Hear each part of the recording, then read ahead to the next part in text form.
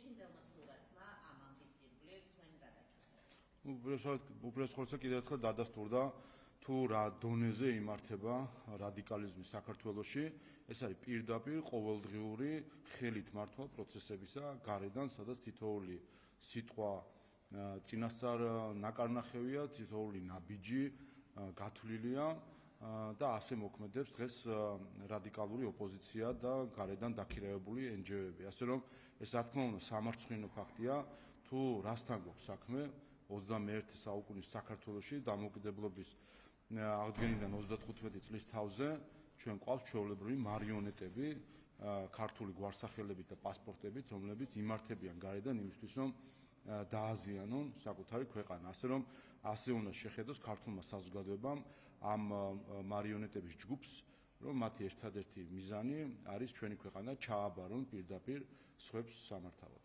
როგორ უნდა შეხედოს საზოგადოებამ მაგალითად გუშინ რუსთაველის გამზირზე გერმანიის ელჩის ხილვას პროტესტო აქციაზე, რომელიც ცოტა ხნის წინ დაბრუნდა თბილისში. თქვენ შედარებთ, რომ ის დიპლომატიის ჩარჩოს მიღმა კიდევ რა შეფასება აქვს მასთან დაკავშირებით? საზოგადოება მე როგორ შევხედო ის ვეღარ გამიგია. აბსოლუტურად აღმაშფოთებელი არის ეს ადამიანი, უბრალოდ მასხარად იგდებს ქართულ სახელმწიფოს, მასხარად იგდებს ქართულ საზოგადოებას, მასხარად იგდებს ყველაფერს, რაც კი დაკავშირებულია დიპლომატიასთან. და გასაკვირია მართლა ჩვენ რაც ნახეთ, მათ შორის ნახეთ რა, პირველი, ისე რომ მას არ დაუგმია 4 ოქტომბრის შტურმი პრეზიდენტის სასახლეზე, გუშინ მივიდა და მხარდაჭერა გამოუცხადა ექსტრემისტებს, რომლებიც 4 ოქტომბრის შტურმის მონაწილეები იყვნენ. ეს ერთი. მეორე, ის პოზირებდა და ადამიანმა ვინც ფოტო დაადო, ესეც შემთხვევით გავიგეთ, ხომ ერთ-ერთი იქ აქციის მონაწილე ექსტრემისტის ფოტო და ის ვისთანაც პოზირებდა, ეს ადამიანი ლანძღავს ქართულ ეკლესიას, საქართველოს პატრიარქს და მის მოსახლეს ეგზარქოსებად მოიხსენიებს და ამ ადამიანთან დადგა გერმანიის ელჩი, გადაიღო ფოტო და სოლიდარობა გამოუცხადა. ეს მე მაგონებს მიხაილ როტის ხაზს, რომელიც გახსოვთ თქვენ, აქ ჩამოსული იყო და მაშინ თქვა, რომ რა გინდათო, ბედნიერება გინდა მიაღწიოთ ეკლესიასთან ერთადო. აი ეს არის ზუსტად ის თავდასხმა ქართულ ეკლესიაზე, მიხაილ როტის ხაზი, რომელსაც დღეს გერმანიის ელჩი აგრძელებს იმით, რომ სოლიდარობას უცხადებს ექსტრემისტს, რომელიც ქართულ ეკლესიას მის პატრიარქს ეგზარქოსებად მოიხსენიებს. ასე რომ, ეხლა მე პირადად ველოდები გერმანიის საგარეო საქმეთა სამინისტრო რა ნაბიჯებს მოიმკვეთებს, იმიტომ რომ ეს ადამიანი ფაქტია, რომ მასხრად იგდებს ქართულ სახელმწიფოს და ქართულ საზოგადოებას. მამუკა ცუცქირიძე თუ არ ვცდები, მამუკა ცუცქირიძე და ნახეთ თქვენ, ადამიანი ჩვეულებრივ ლანძღავს ეკლესიას, საქართველოს პატრიარქს, მის მოსაყდრეს მოიხსენიებს ეგზარქოსებად, ამ ადამიანთან იღებს ფოტოს და უცხადებს სოლიდარობას. რა არის ეს თუ არა მასხრად აგდება ჩვენი საზოგადოება და რა არის ეს თუ არა თავდასხმა ქართულ ეკლესიაზე. ამიტომ გერმანიის საგარეო საქმეთა სამინისტრო ახლა უნდა ჩამოყალიბდეს. ბოლოს და ბოლოს რა უნდათ მათ? ამ კონსულტაციისთან დაბრუნების შემდეგ ჩვენ მქონდა იმედი, რომ გერმანიის ელჩი გააცნობიერებდა ვენის კონვენციის მნიშვნელობას, გადაიკითხავდა კიდევ ერთხელ შესაბამის მუხლებს და ბოლო-ბოლო ამ ყველაფრის შემდეგ რაღაცნაირად თავს მაინც შეიკავებდა. არ გასულა რამდენიმე დღე და უბრალოდ მასხრად აგვიგდო მთელი საზოგადოება, მთელი სახელმწიფო და ეკლესიის მლანძღველებს უცხადებს სოლიდარობას. ასე რომ კიდევ ერთხელ ჩამოყალიბდეს გერმანიის საგარეო საქმეთა სამინისტრო. რა სურს მას? მას სურს ქართულ ხალხთან ხიდების გადება, თუ სურს ამ ხიდების დაწვა საბოლოოდ. იმიტომ რომ ამ ელჩის პირობებით, რომელიც მასხრად იგდებს ქართულ სახელმწიფოს, ამ ელჩის პირობებში, რომელიც სოლიდარობას უცხადებს, მხარს უჭერს ექსტრემისტებს, ამ ელჩის პირობებში, რომელიც სოლიდარობას უცხადებს ქართული ეკლესიის, ჩვენი პატრიარქის მლანძღველ ადამიანს, ამ ელჩის პირობებში რთულია წარმოედგინოთ, რომ ეს ხიდები იქნება აგებული გერმანიის მხრიდან. ამიტომ კი ბატონო, მაშინ გერმანიის არა, ამიტომ მაინტერესებს გერმანიის საგარეო საქმეთა სამინისტროს პოზიცია. რა არის პოზიცია, რომ ქართული ეკლესიის მლანძღველებს უცხადებ? გავიგე. ხო არ ვიცით გუშინდელი მისი იქ მისვლა რა იყო განმარტო საგარეო საქმეთა გავიგე. მე გეტყვით. როდესაც გერმანიის საგარეო სამინისტრო აბრუნებდა ელჩ ფიშერს, მათ ჰქონდათ წინასწარი კონსულტაცია საქართველოს საგარეო საქმეთა სამინისტროსთან ჩამოსვლამდე და მათ განუცხადეს საგარეო საქმეთა სამინისტროსთან დაპირდნენ, რომ გერმანიის ელჩი თავს შეიკავებდა იმგვარი ქმედებებისგან, რომელსაც მანამდე ჰქონდა ადგილი. არ გავიდა რამდენიმე დღე და ვხედავთ ელჩს ექსტრემისტებთან ერთად და ვხედავთ ელჩს, რომელიც სოლიდარობას უცხადებს ქართული ეკლესიის მლამძღველს, პატრიარქის თანამოსახდის მლამძღველს და ქართული სახელმწიფოს მასხრად არ ვიცი, ამიტომ უნდა გააკეთოს განმარტება საგარეო საქმეთა სამინისტროს. ეს არის მისი დავალება, რომ გერმანიის ელჩმა სოლიდარობა გამოუცხადოს საქართველოს ეკლესიის მლამძღველებს. ეს არის მისი დავალება, რომ გერმანიის ელჩმა მხარდაჭერა გამოუცხადოს ექსტრემისტებს, თუ ეს არის კვლავ მისი თვითშემოქმედება. თუ არ იცოდა, მაშინ ეხლა რას ქვია არ იცოდა, მაგას ქვია პასუხისმგებლობა. ამას ქვია პასუხისმგებლობა და უპასუხისმგებლობა ქვია, ეს კიდევ უფრო უარესი თუ არ იცოდა ვისთან იღებდა. რას ქვია არ იცოდა, აბა აქ რას აკეთებს ელჩი რო არის, არ უნდა გაერკვეს სად მიდის, ვისთან მიდის, რისთვის ყავს თანამშრომლები, ქართველები, არაქართველები, რისთვის ყავს ეს ყველაფერი და თუ კი ეს ამდენად არაკვალიფიციური ადამიანი, ეს კიდევ უფრო უარესი არის და კიდევ უარესი მასხა დაგდება ქართული სახელმწიფოს.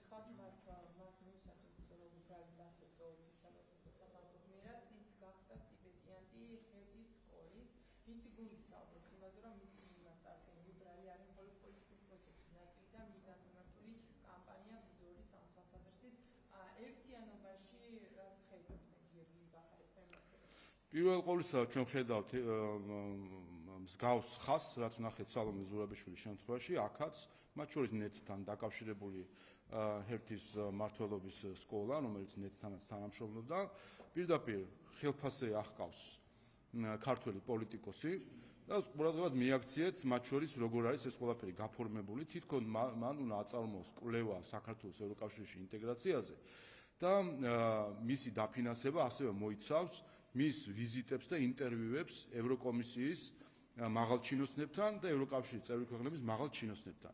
პირდაპირ ხელის გულზე დევს პოლიტიკური კორუფცია და უცხო ქვეყნის პოლიტიკოსის დაქირავება პოლიტიკური დღესასწაულის გასატარებლად. გასაგებია, რომ ეს ეგრეთ წოდებული ინტერვიუები სინამდვილეში არის სამივლინებო ხარჯები მისთვის, რომ იაროს სხვადასხვა დედაქალაქში, იაროს ბრიუსელში და კონდეს პარტიული შეხვედრები ევროკომისიის თუ სხვადასხვა დედაქალაქის და სახელმწიფოების წარმომადგენლებთან. ასე რომ პირდაპირ ჩანს, რომ ეს არის პოლიტიკური კორუფცია, რომლის მიზანი არის საქართველოში მოქმედი პოლიტიკოსების დაქირავება, ხელფასზე ყოფნა მათი იმისთვის, რომ გაატარებინონ თავისი დღესდღეობით. ერთ რამეს გავუსვა კიდე ხაზს, იმიტომ აქაც მნიშვნელოვანია. როდესაც გერმანიაში ხდება დაფინანსება, ყურადღებას აქცევენ არის თუ არა ეს პოლიტიკურად აქტიური პირი. და როგორც წესი შეზღუდვებია ხოლმე ამ დროს, როდესაც პოლიტიკურად აქტიურ პირთან, პოლიტიკოსთან არის საკითხი, ვინაიდან არ მოხდეს პოლიტიზირება და გაიგივება ამა თუ იმ ინსტიტუციის სხვადასხვა პოლიტიკოსის პლატფორმასთან. აქაც კი საკუთარი ეთიკის სტანდარტებს გადაუხვია მათ შორის ამ დაწესებულებამ და პირდაპირ რადიკალი ოპოზიციონერი ერთი და მეორე ადამიანს, რომელსაც ბრალი აქვს წარდგენილი მძიმე დანაშაულებში, მათ შორის ბრალი აქვს წარდგენილი ძალადობრივ დაშლაზე აქციისა, რომელზეც სტრასბურგის სასამართლოც იმსჯელა, ეს ადამიანი პირდაპირ აყავთ თავის თანამშრომლად. ასე რომ კიდევ ერთხელ ეს არის კარგი მაგალითი პოლიტიკური კორუფციისა და ეს არის კიდევ ერთხელ კარგი მაგალითი, როგორ ხდება უბრალოდ ასე თქვა დაქირავება ქართველი მოქალაქეობით ქართველი პოლიტიკოსების და იმისთვის, რომ შემდეგ ქართულ პოლიტიკაზე გქონდეთ გავლენა. მე არ ვიცით რომ შეეფარდა თუ არ ვცდები ხო გუშინ შეეფარდა წინასწარი პატიმრობა, ანუ დანჩენს პროკურატურის პროცედურებია. მე ერთ რამეს ვიტყვი, მე დიდი იმედი არ მაქვს იმ პირობებში, როდესაც ზურაბადეიშვილი ბუნდესტაგის საპატიო ლოჟაში იჯდა, იმ პირობებში, როდესაც დავით კეზერაშვილი თავისუფლად გადაადგილდება ევროკავშირის ტერიტორიაზე, იმ პირობებში, როდესაც მიხეილ სააკაშვილი თავის დროზე მსჯავრდებული ადამიანი თავისუფლად გადაადგილდება და მათ შორის გერმანიაში, რა თქმა უნდა, იმედი ნაკლები არის, რომ კანონის უზენაესობას პატივსცემენ და ამ შემთხვევაში ადამიანს გადასცემენ ქართულ მართლმსაჯულებას, თუმცა ნახოთ. ბატონო შალვა ისე გახარიეს და გაკავშირებით კითხვა, ამ შემთხვევაში ორი საქმე არის. 20 ივნისი და მეორე არის ჩორჩანას საქმე. ამ შემთხვევაში ჩვენ 20 ივნისთან დაკავშირებით ვიცი სტრასბურგის სასამართლოს გადაწყვეტილებაც, ესეც რომ შევაფასოთ გახარიას როლი და მისი პასუხისმგებლობა ორ საკითხთან დაკავშირებით. მოგეთ ეს პროკურატურის შესაფასებელია და მე აქ დეტალებში ვერ შევა. პროკურატურამ დიდი ხანი მიდიოდა გამოძიება ორივე საკითხზე. პროკურატურა ჩამოყალიბდა თავის პოზიციაში, აქვს საკმარისი სამტკიცებულებები იმისთვის, რომ ბრალი წარედგინა გახარიასთვის. ბრალი წარდგენილია, ახლა უკვე სასამართლოს გადაეცემა ყველა ეს დოკუმენტაცია, სასამართლო იმსჯელებს, რამდენად დასტურდება მისი ბრალი. ერთი რამე უნდა ითქვას, სტრასბურგის სასამართლომ დაავალა, დაინახა გარკვეული დარღვევები და დაავალა ხელახალი გამოძიება საქართველოს. გიორგი გახარიამ თავად აიღო მათ შორის თავის თავზე პასუხისმგებლობა იმ აქციის დაშლის მართვასთან დაკავშირებით, რომელიც აქვე ხაზი უნდა გაესვას, რომ ეს არანაირად არ აუქმებს იმას, რომ 2019 წლის 20 ივნისის აქცია იყო ძალადობრივი შტურმი და იქვე აღიარეს ყველაფერი სტრასბურგის სასამართლომ იმავე განაჩენში, თქვა რომ ეს იყო შტურმი პარლამენტის შენობაზე და თქვენ იცით, რომ ამ საკითხზე სხვა ბრალდებულებიც არიან სწორედ შტურმის გამო. თუმცა რაც შეეხება მართლაც მან პირადად აიღო პასუხისმგებლობა ამაზე, რაც შეეხება სამართლებრივ ნაწილს, ყველაფერს სასამართლო დაადოს.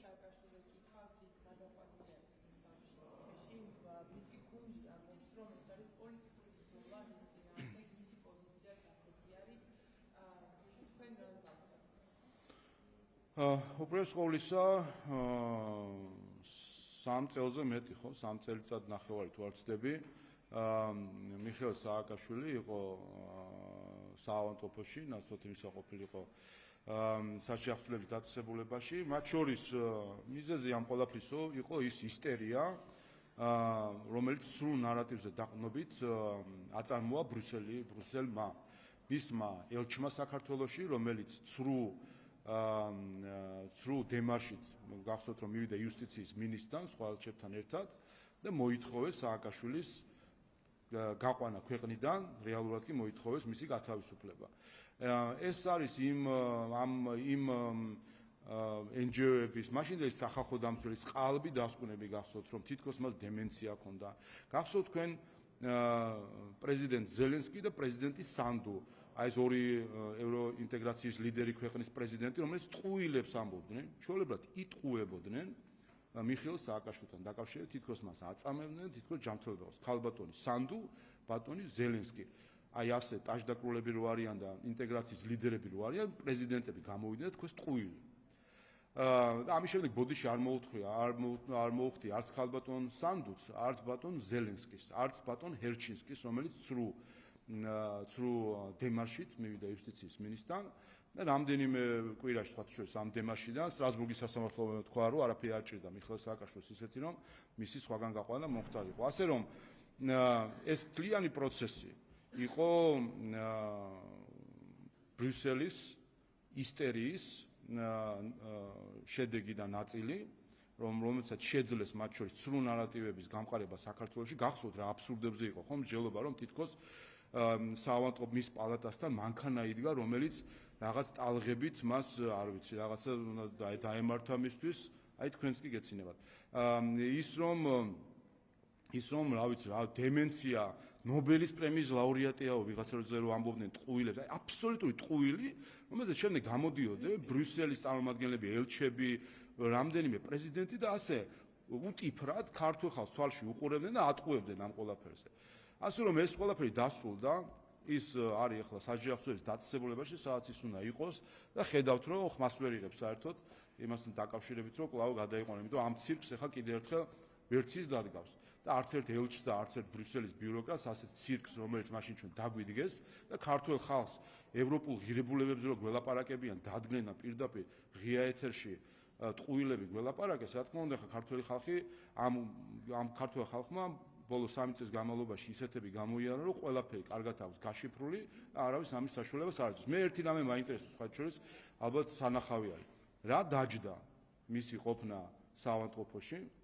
რა დაჯდა გვაინტერესებს ეს რა თანხა არის და მე უნდა მივაკითხოთ იმ ბრიუსელის იმ ბიუროკრატებს, რომლებმაც აი ეს ხარჯები უნდა აუნაზღავრონ ქართულ ხალხს, იმიტომ რომ საინტერესო არის მათი ეს ისტერია, ყალბი, ცრუ ნარატივები რა დაუჯდა ქართულ ხალხს.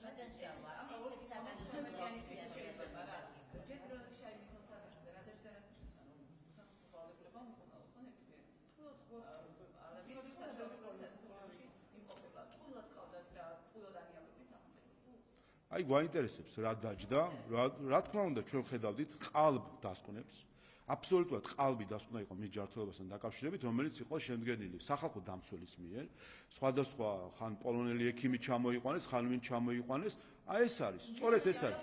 ეს არის ზუსტად სრულ ნარატივის შედეგი. ეს არის ზუსტად რომ საქართველოზე იყო ჰიბრიდული თავდასხმა, სრულ ნარატივი, თითოს ადამიანი კვდება, მას რადიაციით, აი ყველა აბსოლუტურად ყველანაირი ტყუილი იკადრეს ყველა. ელჩებმა, ბრიუსელმა და ასე შემდეგ და ასე შემდეგ. აი ამას გავარკვევთ ყველაფერს ვის რა სჭირდა და რა დაიხარჯა.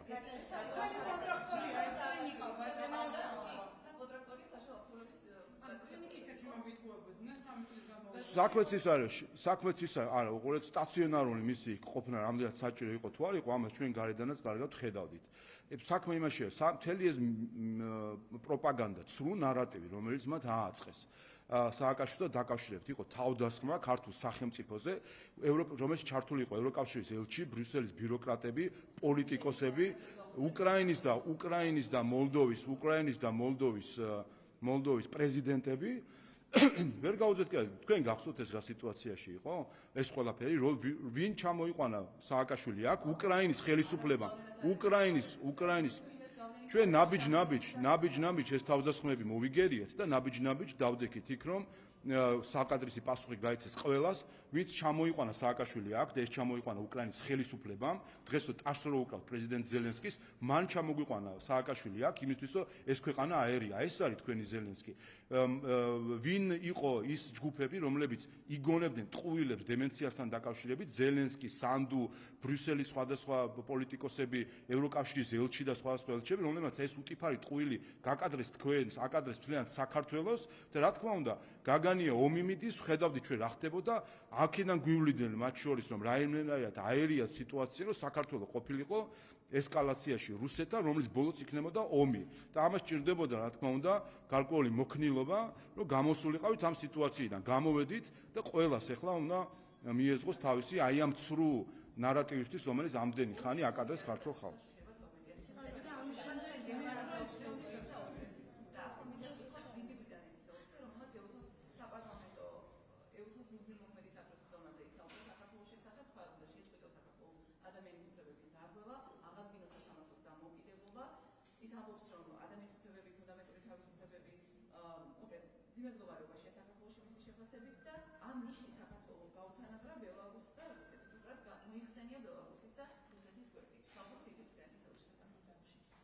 დიდი ბრიტანეთის ელჩი საქართველოში, ჰოლანდი არ არის საქართველოში, ეს არის ალბათ ეუთოში დიდი ბრიტანეთის ელჩი. კი ბატონო, და რა გითხრათ? სისულელეა. რა თქმა უნდა შეიძლება კი არა დიდი ალბათობით ესეც ესე არის და სისულელეა. არაფერი სისულელეა. მე როგორ ახსნა რატო ამბობს ადამიანის სისულელეს? სისულელე ნიშნავს სისულელეს. არა და სხვა სისულელეს ამბობს თუ ასეთი ამბობს. ანუ კიდევ ერთხელ თქვენ გაინტერესებს რა ნიშნავს მიგითხავთ ეს არის სისულელე. და რა მიზნით ამბობს ამას მაშინ? ეს მას გითხრეთ რა მიზნით ამბობს. მას გითხრეთ. თქვენ გითხრეთ ეუთოზე, გიპასუხეთ ბრიტანეთის ელჩზე გიპასუხეთ.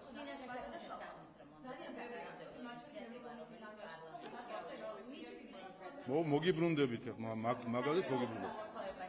ეუთოზე გიპასუხეთ და მოგიბრუნდებით.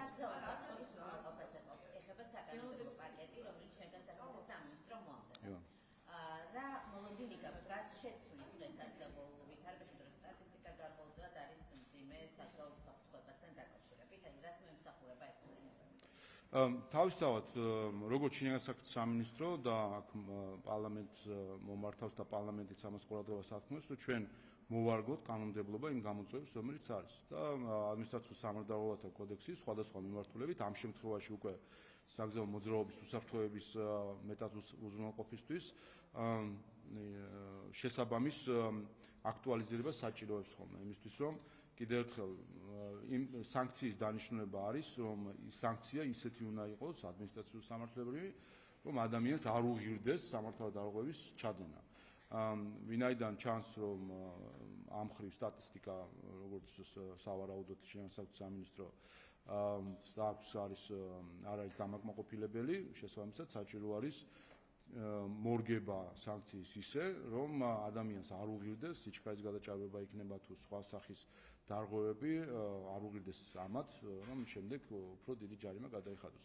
სხვაჩვენს იგივე არის, რაც შეეხებოდა უკანონო გზის გადაკეთებას და ასე შემდეგ. ეს ჩვეულებრივი საკანონმდებლო პროცესი და პრინციპი ამას გულისხმობს, არის აკრძალული ქმედებები, თუ კი ადამიანი ან ადამიანის ჯგუფი ჩადის ამ აკრძალულ ქმედებას მაინც, ეს აჩვენებს, რომ ის სანქცია, რომელსაც უნდა ქონდეს პრევენციული დანიშნულება, რომ ადამიანს არ უღირდეს იმ დარღვევის ჩადენა სანქციის გამო, არ მუშაობს, არ არის საკმარისი მისი ოდენობა ან სახე. აქედან გამომდინარე რეაგირებთ საქართველოს პარლამენტი ამ საკითხებს. ნახეთ რომ მათ შორის გზის უკანონო გადაკეთვაზე, როგორც კი შევხედეთ, რომ ის სანქციები ვერ ასრულებდა პრევენციულ დანიშნულებას, შევცვალეთ კანონმდებლობა და ნახეთ რომ აღარ იკეტება ქუჩა. ასე რომ ყველა ამ მხრივ უნდა იყოს მაყოფილი.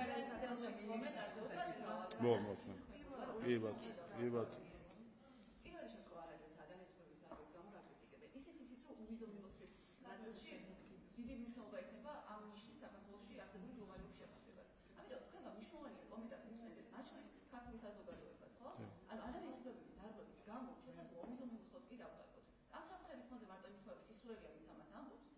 არა, მიგითხარით სისულელია, როდესაც გვადარებენ რომელიღაცა ქვეყანას, ეს არის სისულელე.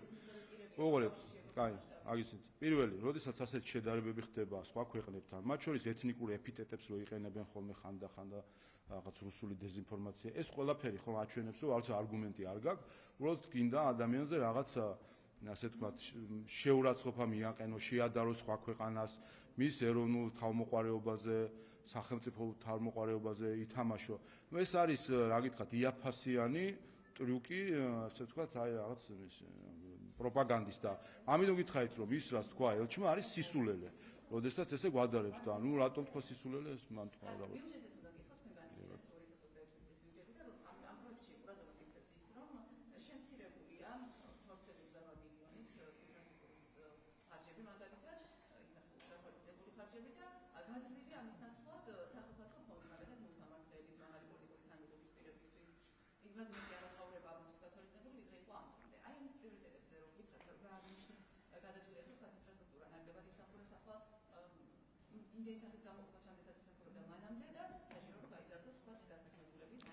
რაც შეეხება საჯარო სექტორში დასაქმებულების ანაზღაურებას, ეს არაფერთან მიმული არ არის არც ინფრასტრუქტურის ბიუჯეტთან და არც ჯანდაცვის ბიუჯეტთან.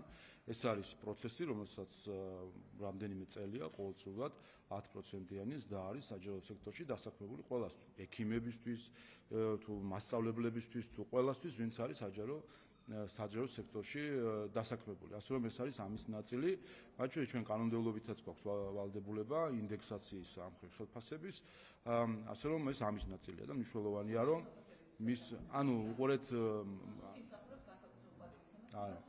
უყურეთ საჯარო სამსახური საჯარო სამსახურში დისკრიმინაცია ამ მხრივ არ ხდება. არის 10%-იანი ზრდა, რომელიც შეეხება ყველას, ვინც არის საჯარო სამსახურში, იქნება ეს უსაფრთხოების სამსახურის თანამშრომელი, რომელსაც ჩვენგან ქების გარდა სხვა არაფერი ეკუთვნის, იმიტომაც გვაქვს ჩვენ აქ უსაფრთხოება და მშვიდობა და იმიტომაც არის რომ გარედან ვერ ახერხებენ ჩვენს აყირავებას, რომ ჩვენი ქვეყნის აყირავებას, რომ უსაფრთხოების სამსახური კარგად მუშაობს. ასევე შეეხება მასწავლებლებს და შეეხება ყველა სხვა დასაქმებულ პირს საჯარო სექტორში.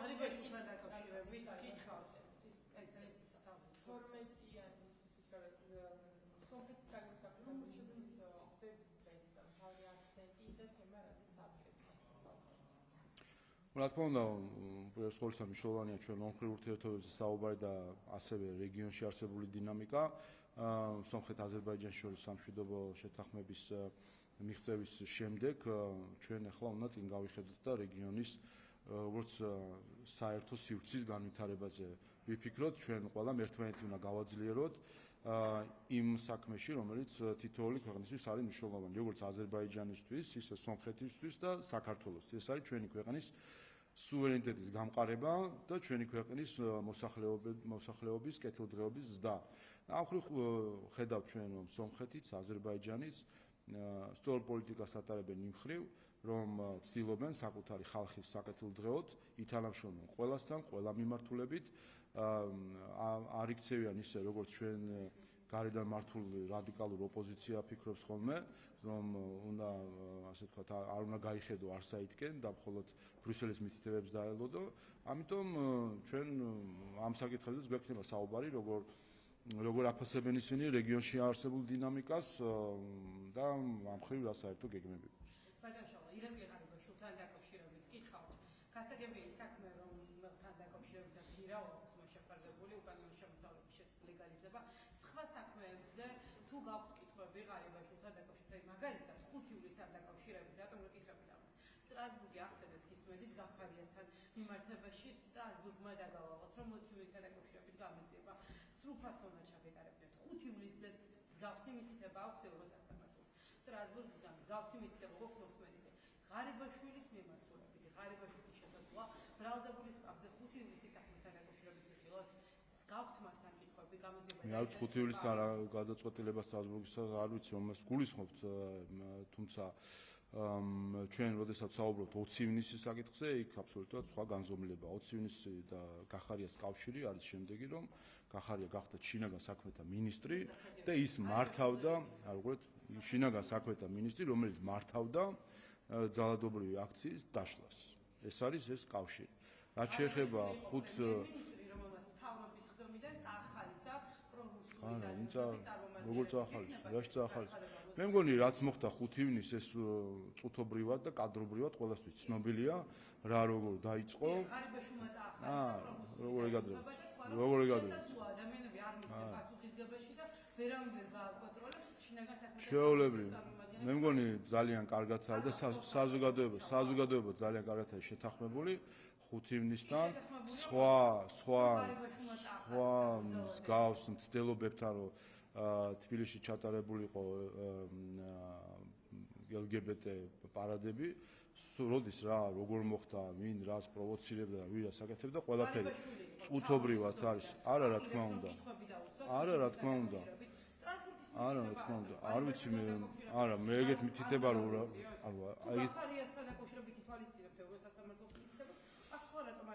მე აგიხსენით, იმიტომ რომ არის მარტივი სხვაობა, რომელიც აგინათ ეს სიმარტივე დაინახოთ. კერძოდ ის, რომ გიორგი გახარია ხელმძღვანელობდა ძალადობრივი აქციის დაშლას, როგორც შინაგან საქმეთა მინისტრი და კითხვის რას? შევშევ თავისგან. როგორ არანაირი, როგორ რა მოხდა 5 ივნისს და როგორ დაიწყო? მათ შორის ალბათ თქვენს არ ვიცი, კადრები ბევრია და ყველამ კარგად დაინახა, როგორ დაიწყო. იქ შეხლა შემოხლა რაც იყო საბოლოო ჯამში, რაც გადაიზარდა ძალადობაში, როგორ დაიწყო ეს ყველაფერი, ნახეთ ყველამ კადრობრივად, საზოგადოებას ეს ყველაფერი შეფასებული აქვს, ასე რომ არის. შინაგან საქმეთა მინისტრთან დაკავშირებით არ გაქვთ კითხვები? პოლიციელები რომ რუსთაველის გამზირზე არ იყოფებოდნენ და აცემდეს ჟურნალისტები მათ შორის. მას გულისხმობთ ვერ ხვდები, ანუ კიდევ ერთხელ თქვენ ადარებთ შეუდარებელ, შენ ადარებთ. კი, მახსოვს, თქვენი ტყუილი მახსოვს. ტყუილი მახსოვს, რომ გარდაცვლილ ადამიანზე მე მახსოვს მე ერთი საზოგადოებას ასწავს ერთი რამ. საზოგადოება არ გინდათ ხო რომ თქვა ეს, არ გინდათ ხო? აი მოისმინეთ კიდევ ერთხელ, იმიტომ რომ მე გეტყვით რასთან დაკავშირებით არსებობს კითხვები. საზოგადოებას კარგად ახსოვს, რომ თქვენმა პირადად თქვენმა ტელევიზიამ გარდაცვლილ ადამიანზე როგორ სადა სპეკულირება. ეს ახსოვს საზოგადოებას. ნაცემ ადამიანზე ხო ბატონო შავა. გარდაცვალების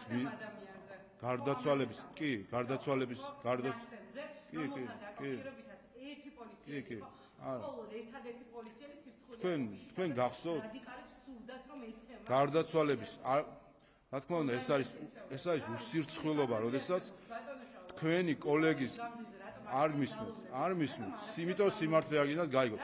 თქვენი კოლეგის გარდაცვალების მიზეზზე რომ ისპეკულირეთ. ტყუილები რომ ილაპარაკეთ გარდაცვალების, ეს რომ იკადრეთ თქვენ, ეს რომ აკადრეთ გარდაცვლილის ხსოვნას, ეს რომ აკადრეთ გარდაცვლილის ოჯახს.